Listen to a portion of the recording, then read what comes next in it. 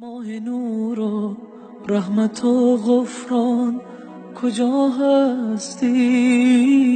بیا ماه شوق. به نام خداوند بخشنده و مهربان. از ابو هریره خداوند از او راضی باد روایت است که پیامبر صلی الله علیه و سلم فرمودند: ای بسا شب زنده‌داری که سود و منفعتشان از شب زنده‌داری بیدارخوابی است، و ای بسا روزه‌داری که بهره اش از روزه تنها گرسنگی و تشنگی است. روایت طبرانی، احمد، حاکم و بیهقی.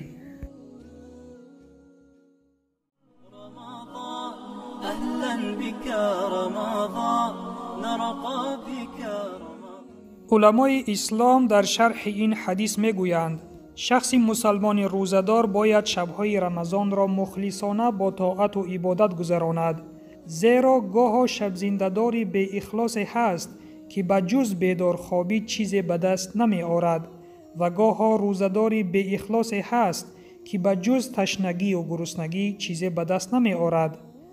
بنابراین شخص روزه‌دار باید زبانش را از غیبت و تهمت و سخنان بیهوده نگاه دارد، همچنین چشمش را از نظر حرام و گوشش را از شنیدن سخن بیهوده و باطل نگاه دارد تا اجر و ثواب روزه را بگیرد.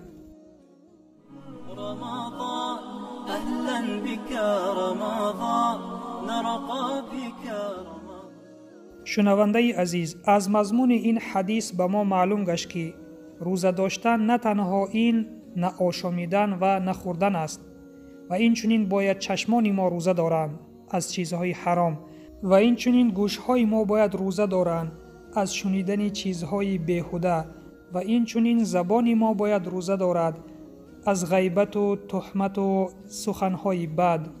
پس خوش به حال آن روزه‌داری که با تمام عضوهایش روزه می دارد. و سلام بر آن شخصانی که راه هدایت را پیش گرفتند.